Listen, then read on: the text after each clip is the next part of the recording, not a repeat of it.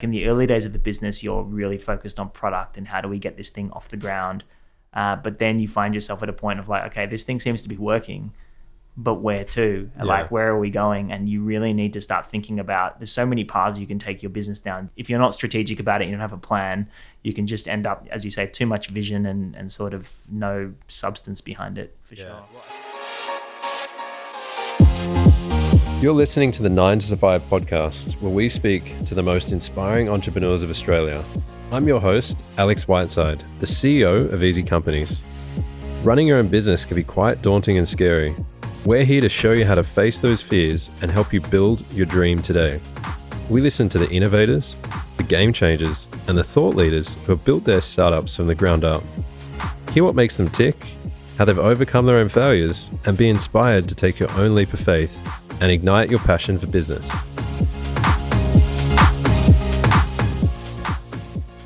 So on today's podcast, we have Alex Solo. He's the co-founder of sprintlaw, and he's basically running a very agile legal firm.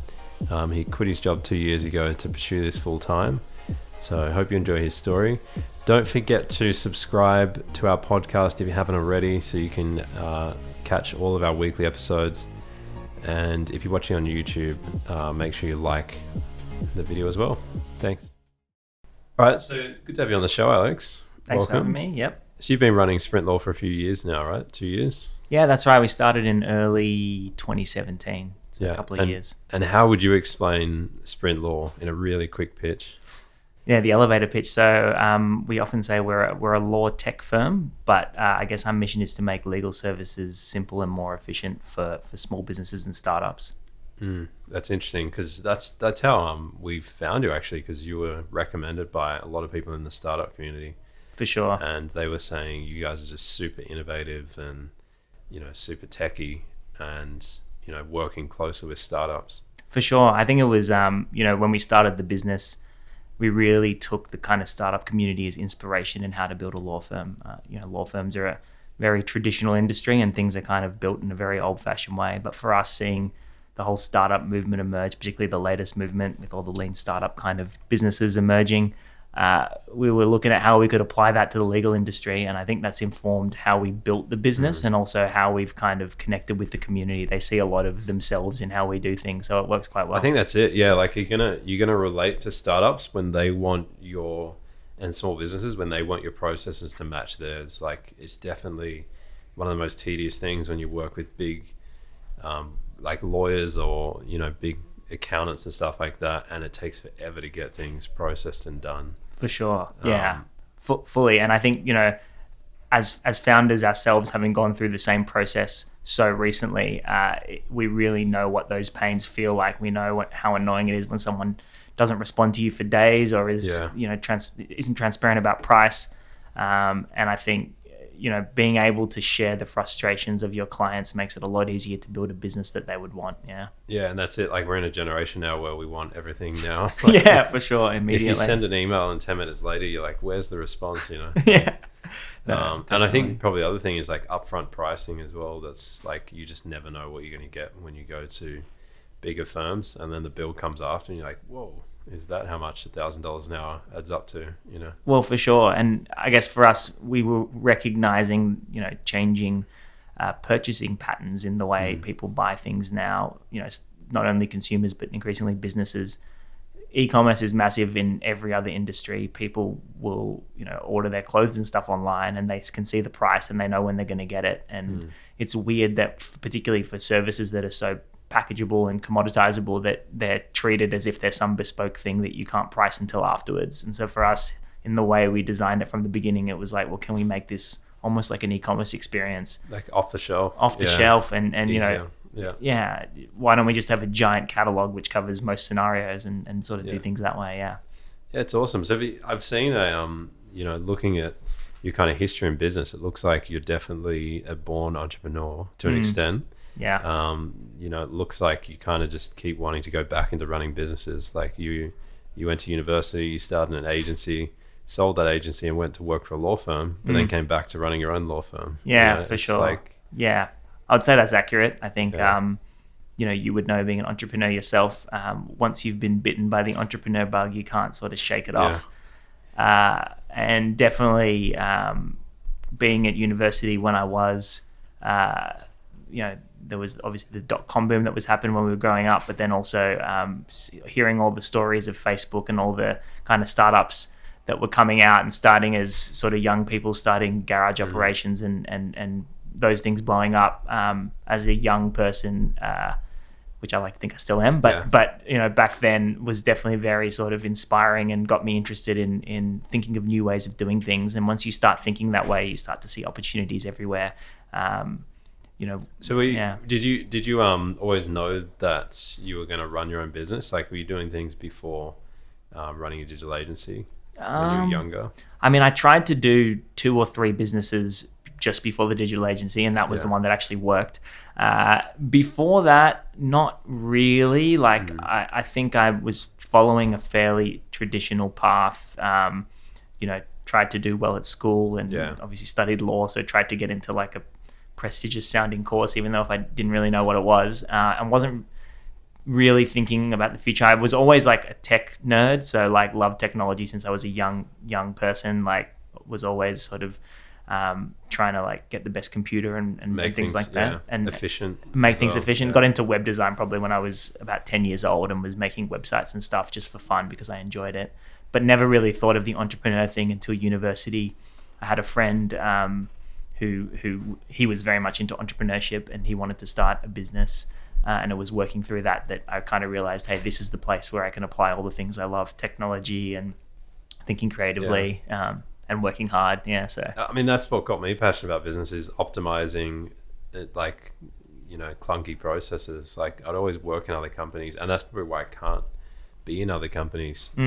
Because I look at things, I'm like, we can do this so much better. Yeah. And then you propose it, and it's like, no, just do it the same way that it's always done. And then it's like, no, like, even communication in a company, it's like, you go to these companies, it's all email and that. I'm like, let's use Slack or chat. It's like, no. For sure. Like, you've taken the words out of my mouth. That's definitely how I felt working in any organization I've worked in, is just like, oh, why isn't it done this way? And then you can try and pitch it to them, but bureaucracy and tradition get in the way. And I think it's maybe a thing, you've got a tech background and I sort of do as well. And I think maybe that's why there's so much sort of tech entrepreneurship. It's because tech people in particular get very frustrated by inefficiencies and inefficient processes. And we always see ways of doing things better. But yeah, for sure. I think that's it. And even just living a different company like culture and lifestyle, right? Like, when you build your own company, you can have it the way you want. Exactly. Like, you can run team events the way that you want. It doesn't have to be the mundane approach, for sure. And but you can see that the bigger companies are taking on this, feedback, maybe you could say. Now, like, they are changing up their processes and doing things differently. Yeah, they're trying. Back when I worked as a lawyer, I was in one of those sort of big corporate environments, but I was running, actually, the genesis of sprintlaw was a startup group I was running within that firm. And there was definitely a big push. They started innovation teams and they were trying to change the culture and make it a little bit different. I have to say, like, it's possible, but it's such a mammoth task. Cultural change in a big organization is nearly impossible when it's ingrained into employees that have been there for ages and the way that things are done. And it just really is quite difficult. That's why they start accelerators and on the side, and venture things inside big companies now, because they realize that they can't innovate like startups can. So it's like, let's go and build a lab in our company, and just run that separate to the whole company. For sure. And that's where ideas will be born out of, because this big company won't work in terms of idea generation. For sure. It fully makes sense to me, and definitely you see that being done with all the corporates having labs, and you go into the labs and you look at them and it's like a different vibe. It's like a completely different environment with plants and trees and things going on, as opposed to their normal sort of corporate offices. But it may work well. Yeah, I think that's the future. So you have an interesting career though, because you've come, or should I say, what you studied at university, you're studying music and law. Yeah. Did you see yourself going both ways there? Yeah, good question. So I still do a lot of music stuff. I play in a band, and I've done that since I was young. I think, probably very early on in my life, it was made clear to me that being a musician was not a very profitable career. doesn't mean that I sort of shut the door on it, but I think in the back of my head, I never really thought I was going to be a pro musician. As I got a bit older as well, looking at like musicians and the lifestyle, particularly in Australia, there's like not much opportunity other than in teaching and things like that. I think, I'd say it's more than a hobby, but it definitely wasn't going to be my sort of life's something you do on calling. the side. Yeah, something you do on the side, partially out of necessity, but also I think I probably wouldn't be creatively satisfied if I was just a musician, because I think I've got a little bit of the left brain, right brain thing going on, and music's, you don't get to flex your tech muscles. So anyways, but interesting one for sure. Yeah. So I noticed, like your digital agency, you actually sold that on. You didn't just walk away from that. You gave it on to another company. For sure. What was it like selling your first business? Pretty fun, I guess. Like for me, so I graduated university. I started the business on the side during university and then went full time on it for a year. But I had this grad opportunity at one of the big law firms, and it was a kind of decision of like, okay, well, this business is kind of running. Do I pursue the business and try and grow it? Or do I follow my potential legal career? Looking at the sort of agency land, I was like, look, this is an okay business. It's always going to be here. It was a boutique sort of digital agency. We made websites and apps and did digital marketing stuff. Always going to sort of be here, but it's not going to scale very well. And I can't see myself doing this for the rest of my life. This is probably my only opportunity to I've got a law degree, to become a lawyer and see what that's like. So I should probably do it. If I wait 5 years, it's going to be very hard to get a graduate job. So I kind of decided early on I was going to call it quits on the business. And it was just working out how I was going to do that and if there was a way it could be profitable. And we fortunately got approached by a couple of people interested in buying it around that time. It's kind of lucky timing, but a lot of the international agencies were looking at coming to Australia, and there was a lot of consolidation happening. Internationals were buying agencies, but also local people were buying agencies in the hopes that they would then be big enough to be bought by the internationals. And so we just got swept up in that sort of thing, and someone kind of made an offer at around the right time, and we negotiated it for a bit, and there was a bit of a handover period, but it was definitely sort of a fun thing to see. Like, we didn't make a heap of cash, but we made a good amount, and it was just good to go on that business journey, even on a smaller scale, from idea to running a business with a small team to then sort of selling it.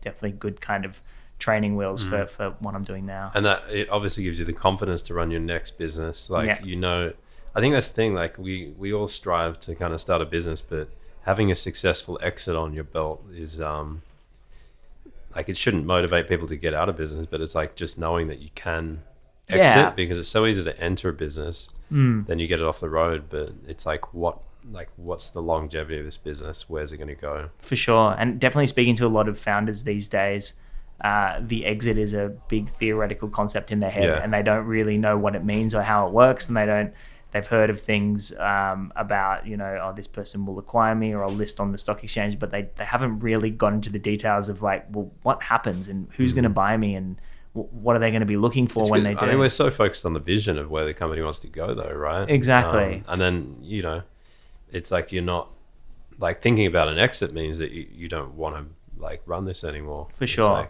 Or potentially, but yeah. Yeah. Well, and then I would say, like, to your point, the good founders are the ones that think that way, and the ones that I speak to that are a bit too focused on the exit before they've even made the pitch deck are the ones that, maybe need to think long and hard about whether they should do it. But there's a lot in that category that it really focused more on the exit than building a good business. And I think, and that's true. Yeah. If it's only about the money and how you're going to flip it and how much you're going to make, then it's not so much about the vision of the business, right? Exactly. But I think if it's too much vision, then you don't, like, you need to eventually have a plan, or at least know in the back of your head, like, what's going to happen or how could this potentially go.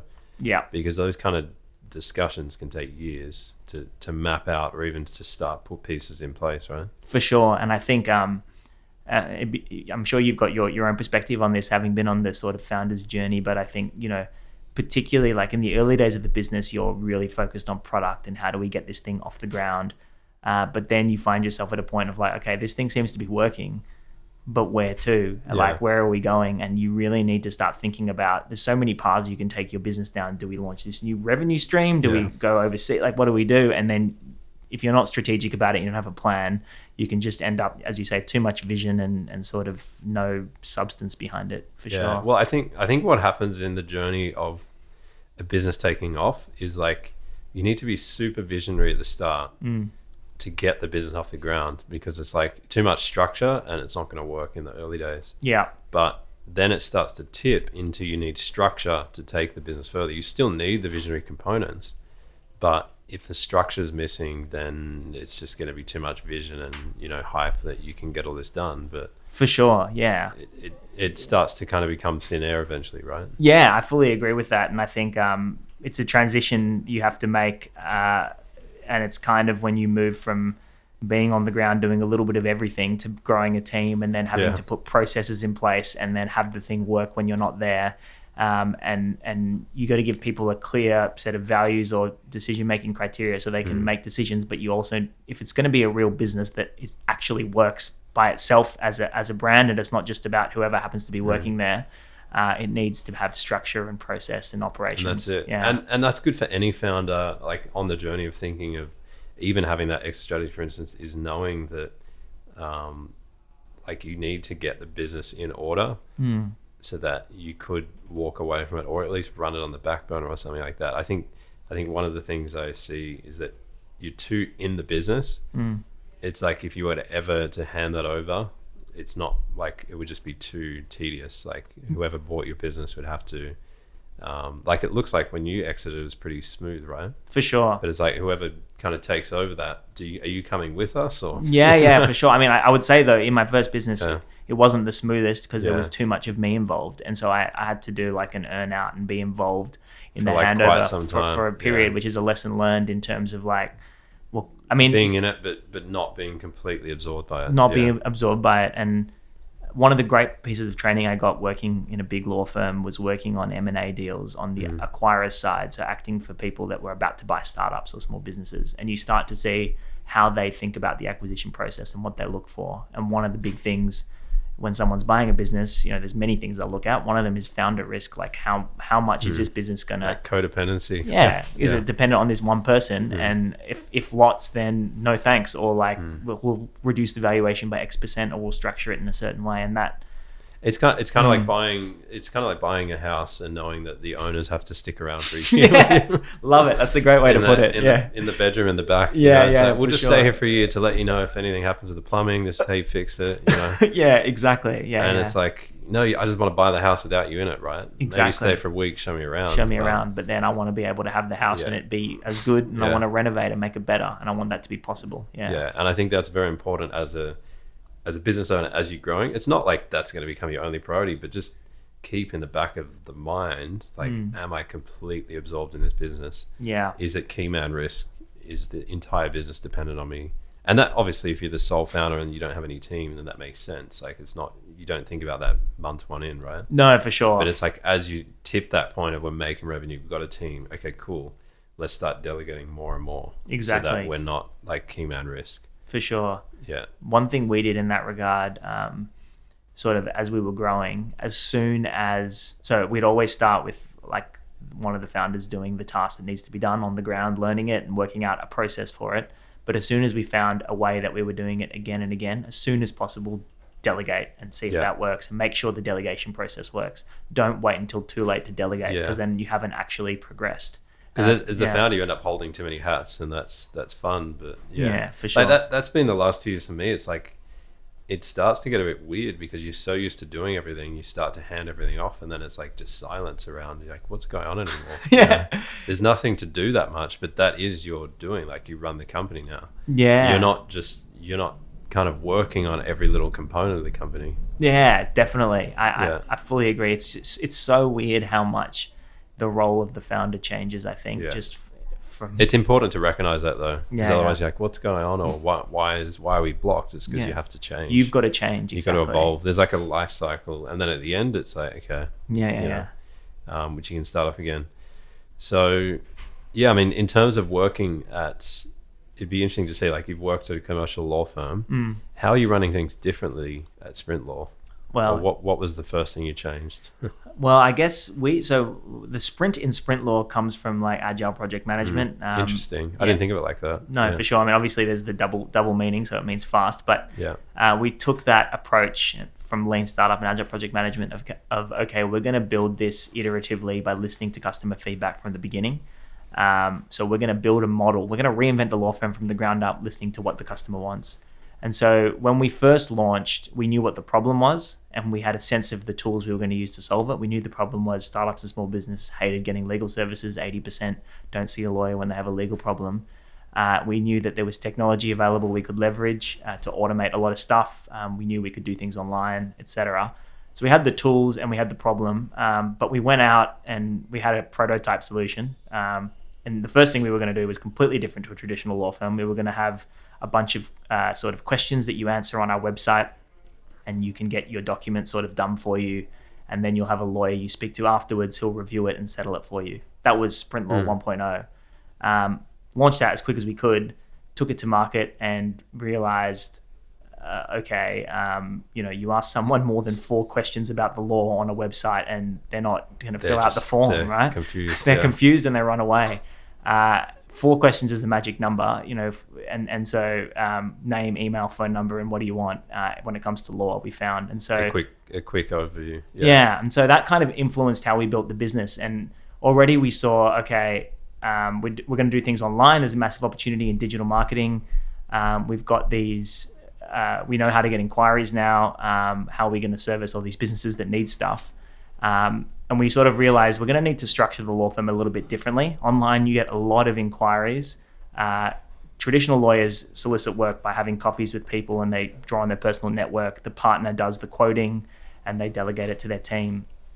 And that's why they can't really handle digital marketing, because online you get, we're getting 500 inquiries, a month or whatever at the moment. And then, you're converting only a portion of them. You can't have a partner on the phone all day speaking to 500 people.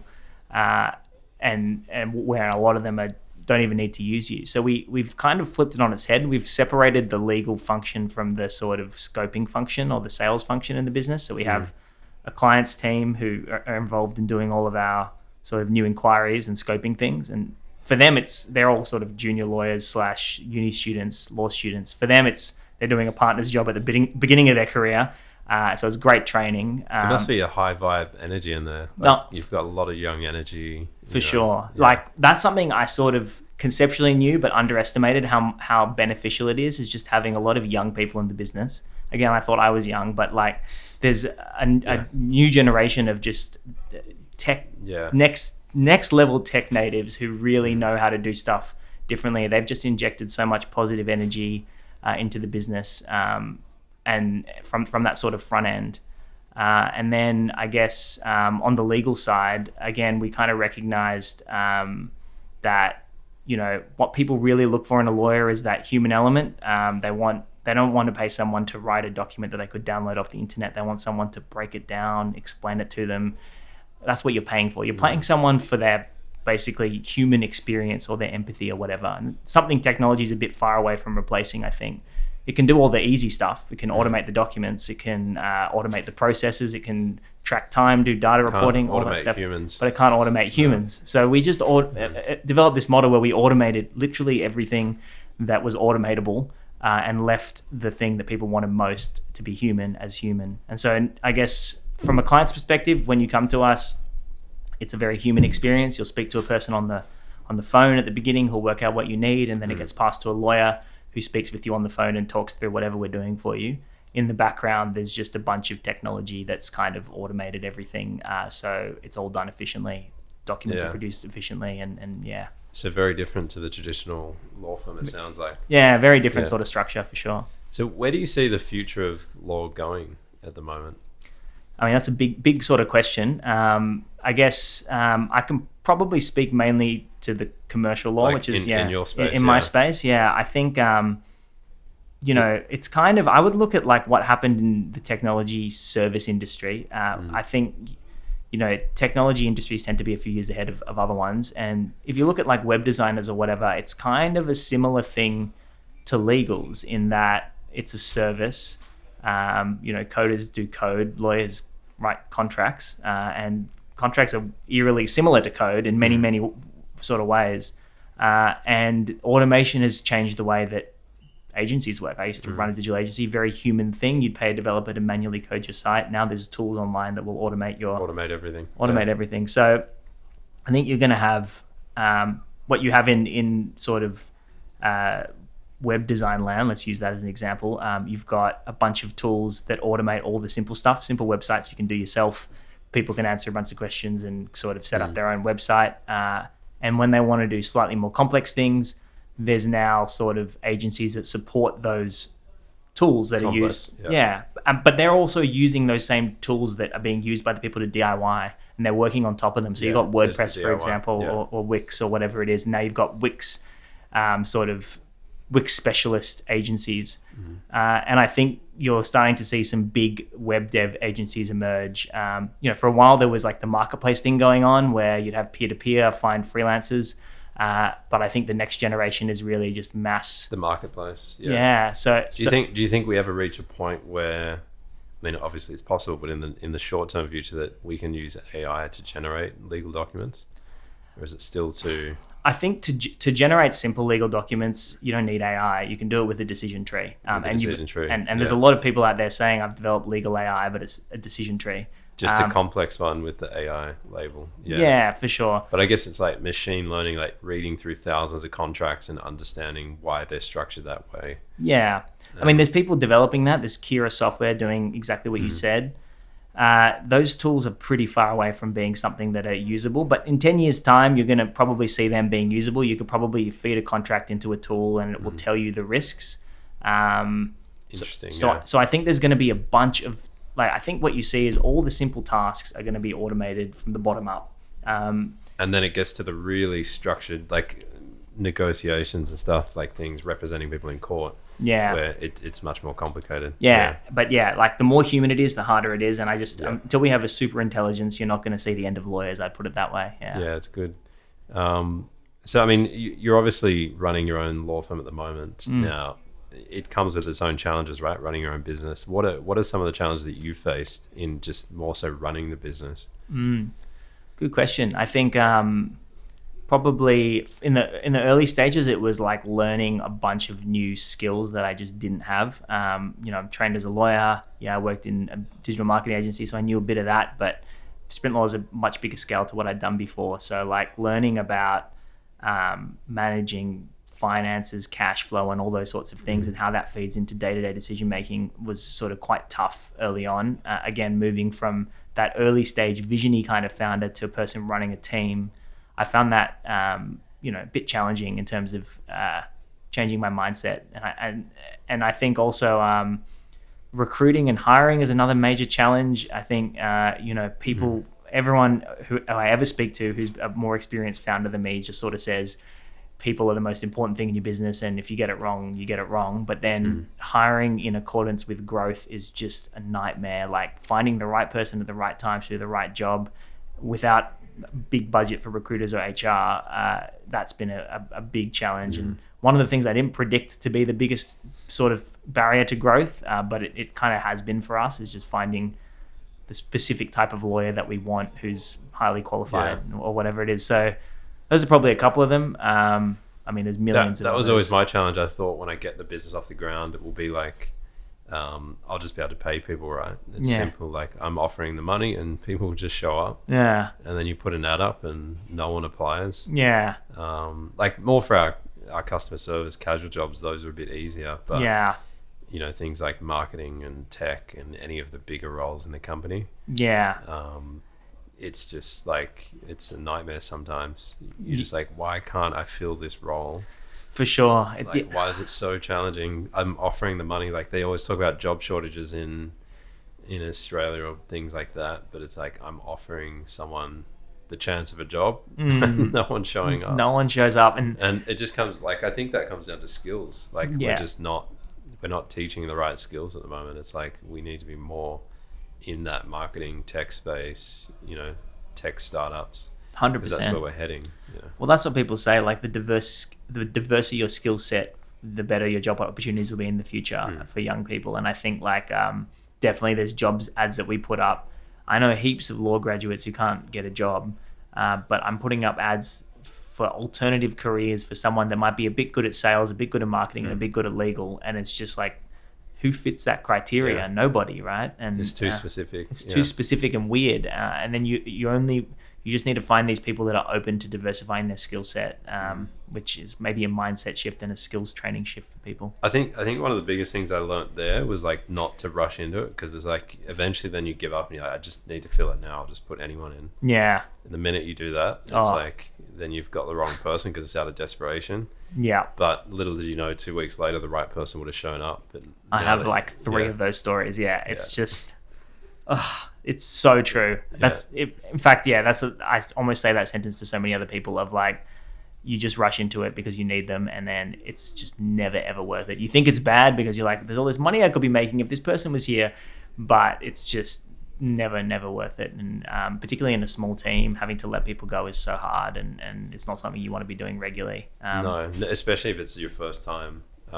That's tough as a founder. Like it's almost better to not make the decision of hiring the first person, like the wrong person at the start. Yeah, for sure. Which is like why we follow like hire slow, fire fast mentality. Like we don't rush into the decision of hiring people. Love it. Yeah. But then if we know it's not right, we let them go quickly, because it's best for both parties. Actually, I know it sounds like, oh, just get rid of them quickly, but it's what makes sense. It's what they need. You bring the wrong energy into the team when it's the wrong person, and it can bring the whole team down. So yeah, you can bring it, definitely, it totally can kill the culture, particularly in small teams. And then also for the person, it might not be it's their fault. It's just not the right job for them, and you're just, they could be finding the right path sooner if you kind of let them go, for sure. Yeah. One of the things I want to talk about, because it was interesting, I was looking at a few articles that you've been in, and you were talking about the dilemma of like overworking a decision or like a solution to begin. So it's like, if you kick off in business, you're like, we've got to solve all these problems that no one's asked for, like customers have asked for. And it's like, no, it's got to have all the bells and whistles. Our product has got to have, people will want this, they'll want every color as a drop down or something like that. It's like thinking of all the potential possibilities someone could want, and you put all your effort into that, and then the customer comes along and goes, I didn't want to select a color, I didn't even care about that. Yeah, for sure. It's like you're overthinking the problem to begin, rather than just talking to the customers. So how's that panned out for you?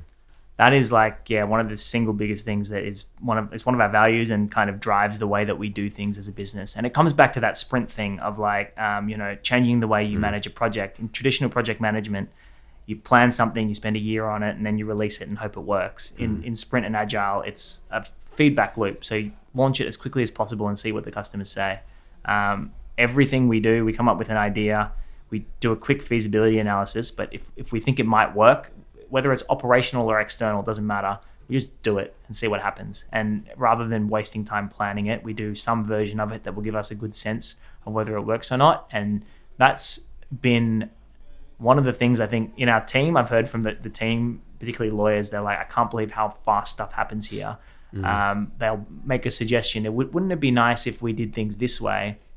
And then instead of us planning it for ages and doing the most perfect version, it just happens. It just happens, yeah. And either it works or it doesn't. And I think that's how you quickly build a better business, is by trying stuff and watching in a sprint mentality. In a sprint mentality, because you're not stuck on burdensome vision of where we're heading, and this is all we can do. That's it. Yeah. The caveat to that is like, and I like, for example, your business has a great brand, and we've invested quite a bit of time into branding and things like that. And it's one of those interesting things of like, if I'd launched sprintlaw and just gone, let's just do the idea with like the world's ugliest website, it would have failed, and it might have just been because we didn't spend enough time on that initial version. So I think you got to balance the two things. You do have to spend a bit of time being a bit of a perfectionist with things that your gut tells you might matter. So you got to narrow down what you're testing with the market. Well, I think that's right. It's like, it doesn't mean that there's a balance between like, oh, we just do everything quickly. It's not about the, to me, it's not so much about the agility of the task. It's more that you're not spending time building stuff that wasn't asked for. That's more like, obviously you needed a brand. You had to build that, right? 100%. It just means that you're not going to go and spend $100,000 on getting all of these color palettes and everything exactly. that you potentially need, and cups and everything that you could imagine. It's just that you're going to invest the time where it counts. But like we've taken that mentality and put that into practice so much. Like whenever we build something, we MVP it and then wait for the customers to ask us for what's missing. It's not the best user experience. That's why we roll it out to a percentage of our customers. But we just like to kind of say, here's this basic product. Yeah. What is missing from this? Love it. And then a lot of the time they're like, nothing. And it's like, cool, we don't have to build anything else because we intuitively build out what we think needs to be there. But in saying that, in the business, we've got so trapped in working on things that no one asked for. Yeah. We put it out there and no one picks it up. We spent like 4 months on this thing and it's like, damn, I wish this worked. It is. And you'll never get it right every time, but that's the process, right? And I think that MVP thing you're doing, that sounds awesome. Like, I think that's quite unique sort of way to do things, but it's totally the way I would advocate doing it. Yeah, that's good. So what's been some of the successes that you guys have had to date? Like, what's worked really well? I think I would say so one of the things we did early on was having like a clear set of values for the business, which working in corporate environment, I thought that was a useless sort of thing that corporates shove down your throat with little cards they put in your office. They say, we should all abide by the company values. I thought they were absolute crap. But we spent a bunch of time thinking about our culture, what we wanted it to be like, and also how we wanted to empower other people to make decisions when we weren't there. So I think that we spent a bunch of time on that and then kind of rolled that out in the business. And it's just awesome to see your staff members make the same decision you would because they're basing it on this shared set of values. And so I think that's been great in terms of allowing us as founders to step back. I guess another thing in that regard has just been making this remote work thing work. I hear so many people trying to run remote teams now and how challenging it is, and totally understand because we've been doing it too. But we allow our lawyers to work remotely sort of from wherever they want, as long as they're doing their work on time and hitting the numbers. Yeah. Is that anywhere in the world or? Originally it was anywhere in Australia just because of time zones. We're now allowing them to sort of work overseas and seeing how that works, just like while they're traveling or whatever, and seeing if the time zone thing works. Because then we can open up a whole bunch of potential hires of like great people that want to go to London for 6 months and still work. Time difference is the main thing for overseas. And keeping, like, how do you keep the company culture intact? Like, how do you make sure people don't get disconnected by being so far away and not physically present? Yeah, that's definitely the balance. I think that's the main challenge of remote teams. And I guess I think it's an ongoing challenge, and I think we're doing a fairly good job of it. You're doing the best, that we can. It's definitely just a challenge, but we have regular meetings every week. We have stand-ups for every team all the time. Like once a day, a remote person will be checking in with the team. Got really good video conferencing set up. The team meetings, we spend a bunch of time working out how can we make this video conference really feel like a good video conference where the person who's not in the office can actually say something and not feel like they're being left out. And we built that into the culture, and that's kind of helped it feel cohesive. We do have, also our office is awesome. So for anyone who's kind of around, they like coming in. We just say you don't have to come in, but you might want to. And most people do at least 50% of the time. So I think, but I'm sort of proud of how we made that work. And I think it's quite a unique thing. How do you keep remote teams? How do you manage their kind of performance, should I say, or make sure that they're kind of doing what they're meant to be doing? Are you tracking things or KPIs? I think are one of the biggest things. Just really, really clear KPIs, which we built from the top down. We looked at our sort of P&L and we said, okay, here are the numbers we need this team to hit. That's why they exist. And there's other measures as well. So you build that in, which aren't on the P&L. So you build that in too, but give that to the people and just say, look, most people love autonomy. So you say to them, you're autonomous. Here are all these tools we've given you to make your job really easy. Here's the system you're working within. Here's the process you follow. Now you work in the way that suits you best, and we'll just catch up with you and track you against the numbers. As long as you're performing well, there's not going to be any issues. And I think that's fine. I mean, that works really well just in terms of motivating people. They've been given freedom and they know it's at the cost of being able to sort of perform. And they're happy to perform when it's on their own terms. It's not because someone required them to be in the office. I think it's quite unusual what we're doing, but it seems to be working fairly well. Yeah, I think it sounds like that, and I think it applies to, like, I think some businesses will find it easier, other businesses are going to have challenges. Agreed. Yeah. I find like agencies and stuff like that use more structured inputs and outputs for KPIs, or salespeople or things like that can be easier. But when it's like a visionary business that's kind of just wanting to tick off milestones to get things done, that can be challenging in that sense. So yeah, for sure. I think so. There's roles which aren't remote. I should clarify that. So, you know, definitely big portions of our business, like if you're creating tech, like management, or even marketing stuff or things like that, there's a lot of like face-to-face collab needed for idea generation, and it just doesn't work. That's what I was going to say. It's like if I was working at an agency and I've met people actually that work at agencies and they do remote work and they're just time tracked. So it's like, you know, it's all about billable hours. So as long as you match that, then you're essentially working, because that's what clients are paying for, right? So, yeah, for sure. I think that, or if it's like a structured salesperson where it's like you need to bring in $10,000 of sales a month. Okay, you went remote, now it's 2. What's happened or something? Yeah, for sure. So, yeah, for sure. But if you went remote and it was 12, then like that's what I mean. Go remote, you know. Then that's the idea. Yeah. It's more just tracking it, which I think remote working has its pros and cons. Definitely. I definitely think there's a lot of upside to the potential downsides. And you could always try that out, right? It's just you trial it for a few months and see how it goes, or just doing the sprint thing, or the MVP sort of thing. MVP. Yeah, it's good. So where's next for the business? Where do you see the growth plan? So we're about to launch a thing called Sprintlaw Council, working title. I probably shouldn't announce it, but there you go. Title may change. Yeah. But it's basically a sort of enterprise version of Sprintlaw, which we're going to be targeting sort of bigger businesses. And what we're trying to do, the original mission was really about startups and small businesses. But in that process, we've found that we've developed this hyper efficient law firm that can work really well actually for bigger businesses that, you know, have ongoing legal needs. Part of what they do is super complex, and they may need to use traditional, highly experienced, top-tier lawyers for it. But for so much of what they're doing day to day, you know, we've got really quality lawyers that can do efficient, simple contract reviews and contract drafting and things like that. So you're kind of trying to get bigger law firms to send you the work in the background, or just work for bigger companies? Bigger companies, basically, like moving up to like enterprise businesses, and we already signed up a few clients and it's working really well. We had to build a sort of different front end for them. They're not going through our client's team every time. They have a direct sort of line to the legal team. We built like a bit of a platform for that. But I think it wasn't a thing that we necessarily thought we'd do originally, but as we launched, we started getting inquiries from big businesses saying, hey, you're a techie law firm, I want to use you. And we're like, oh, we don't have enough. We said no a few times, and then there was a clear demand for it.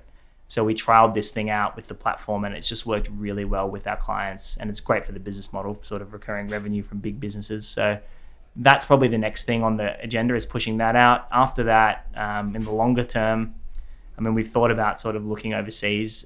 We can probably go to the UK with our model. We probably couldn't go to some of the other Commonwealth countries or the US, because there's just restrictions actually in the laws on running a business like ours. But yeah, I think that's probably some of the UK is a good next step. Like we've looked at UK as well, but it's just like you got to max out the market that you're in. For sure.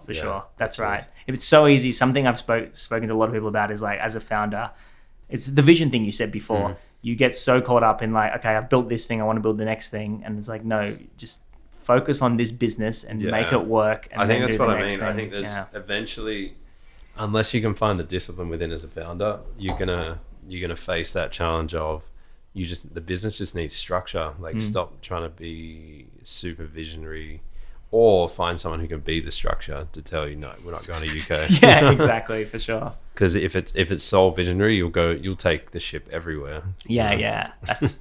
I mean, I've got a good dynamic with my co-founder. That's the idea. And we have a push and pull on some things, which really helps steer the ship in the right direction, I think. Yeah, I agree. So how do you keep balanced as a founder in terms of, you know, mindset, and do you do any daily routines, or, you know, you always hear people say like daily routine is the most important thing for success? And I am probably so in business, I'm very much about process and efficiency. In personal life, I'm a bit of a free-spirited mess. That said, I've got some basic structured things, which I think I would probably agree with that general statement. That's kind of what helps keep my ship afloat. And I think one thing is sort of, your phone now is where you do so much work. And if I've got my phone in my hand, I'm always checking emails. I've got 100 emails going at any one time. I've started doing some stuff where, I come home after a day of work and just put the phone in another room and it's kind of locked. I've also turned off all notifications on my phone, so I'm not getting notified all the time, except for calls and messages. So if I want to check my emails, I click into it and look at it, but otherwise it exists within you that have it app. hidden. And it's hidden. So putting things physically away and allowing some downtime, I think helps. I try and take a few hours off during the week around dinner time just to sort of relax, and then I'll kind of pick up the laptop again a little bit later. I'm definitely a night person, but stuff like that. Also still doing music, which I sort of rehearse once a week, which is structured into my life, and it's forced. No matter what I'm doing, I go to that sort of writing session, and it's just like doing a completely different thing for like an entire evening, and then doing shows occasionally as well is such a great way to just disconnect from constantly being always on. Yeah, that's good. I think one of the other things I want to talk about, which is more for the people just getting into business, before we wrap up, just around like what a small business owner needs to think when it comes to like getting legal advice or getting legal documents, because there's a few platforms out there that you can do legal yourself, right? And it's like, we're talking about this earlier, like it's like you can basically go out there, build something, and it's almost better to potentially have something rather than nothing. Potentially, I know that's not your kind of, that's not you saying that, as me just kind of looking as a business owner. Yeah. Is having a document that you've built yourself going to be potentially better than nothing? Nothing. Yeah. Yeah, and I would say sometimes certainly it will be. There's certain types of documents that are just templates, and so many lawyers are selling you their time to give you a template. And if the document's quite simple, you may as well kind of get it yourself if you feel that you understand kind of what's in it. I think, when you're first starting out, I think you want to focus more on the business model and the business than you want to be thinking about legal risks. You should have a quick understanding if there's any major legal risks that's going to make your business model irrelevant. You need to know that early on. If there's a regulation that says this idea doesn't work, you should know about that before you spend any time into it. But I think one thing I often say is businesses need to think about legals as risks more so than they need to think them about like a checklist of things I have to do. You can run a business without a shareholders agreement. It's just there's risks there with doing so, and the longer you do it, the longer chance there is something will go wrong. You can run a business without terms and conditions on your website, but something could go wrong. Well, hopefully not. Yeah, but you could. You could do it. You can run a business without employment contracts. You can run a business without service agreements, but they're risks, right? So it's a matter of identifying what the key risks for your business are, and then when you can afford them, you sort of get them. For some things, and you can get a sense of this as a business owner. If you're looking at the document and you don't know what it does, probably don't sign it. And that's, I think, the case with complex shareholders agreements, that no one really knows what they say except lawyers. And so lawyers are the ones you want to be paying to explain to you what's in there.